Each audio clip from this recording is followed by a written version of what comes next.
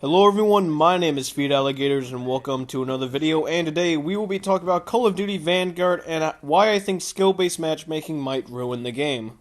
But before we get into that, make sure to subscribe to the channel to see more Call of Duty Vanguard content, along with some other upcoming games as well, like Halo Infinite and Battlefield 2042. Despite the fact that a lot of people in the Call of Duty community hate skill-based matchmaking, I don't see Activision removing it anytime soon, and if they do remove it, it'll be for more of a gimmicky reason, such as to sell a newer game if it doesn't have as much hype surrounding it, and to artificially make the game seem better by removing something that they actually added into the game to make it worse. Now, there's nothing that is, confirmed yet. Everyone knows it as skill-based matchmaking, but because the game hasn't been out for, any amount of time, a lot of people don't know the extent of it. A lot of people from leaks said it's supposed to be like Call of Duty Cold War and have, really strict skill-based matchmaking, but, like I said, nothing's confirmed. And I can see the same thing that is going to happen to this game that Cold War suffered from, is that a lot of people are just going to get tired of it, especially because there's not a lot of content.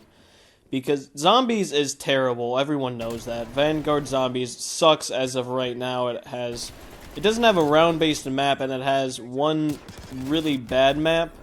And I really don't see it really succeeding, because the main point people bought Vanguard for was kind of for the zombies for certain people, because they knew the multiplayer was just going to be Modern Warfare, basically modded with World War II guns, and they hoped that the Vanguard, zombie storyline would kind of advance what they did in Cold War, which I actually liked Cold War's zombie setup.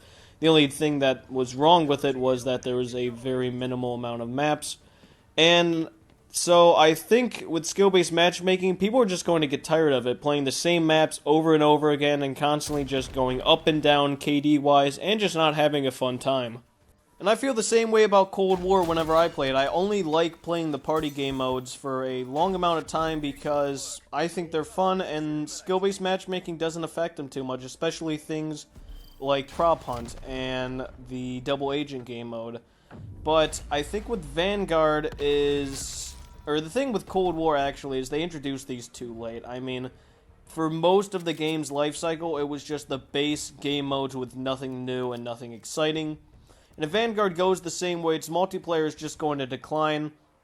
And I don't know a lot of information about the campaign, but some people might kind of just abandon the game after playing the campaign and playing multiplayer for a bit and just saying that it's not really fun.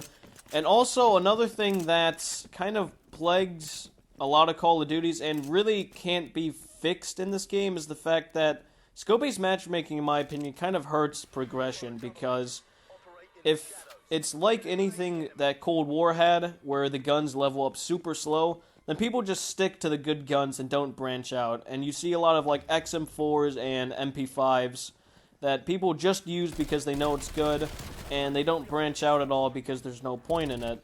And that might happen in this game because I've already heard a lot of things that certain guns are clearly better than the other. One of them being the PPSH is really, really good, especially because you can have a massive magazine on it and of the fire rate, and you can make a lot of recoil control things on it as well. Another thing that Vanguard really has to think about is, with tying into Warzone, it's going to be challenging to bring over new players, because some people might just get the free Warzone and not actually buy the game, which I could totally see. I might do the same thing, I don't know yet. But another problem is people still play Modern Warfare. Modern Warfare still has a pretty high player count for being 2 CODs ago.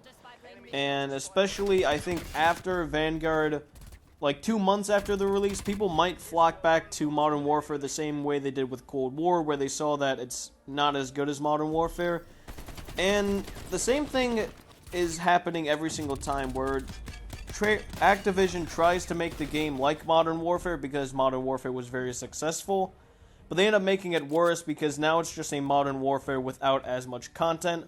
And with this one, it's just Modern Warfare without as much content, and it has different guns and things. So I can see people flocking back to Modern Warfare.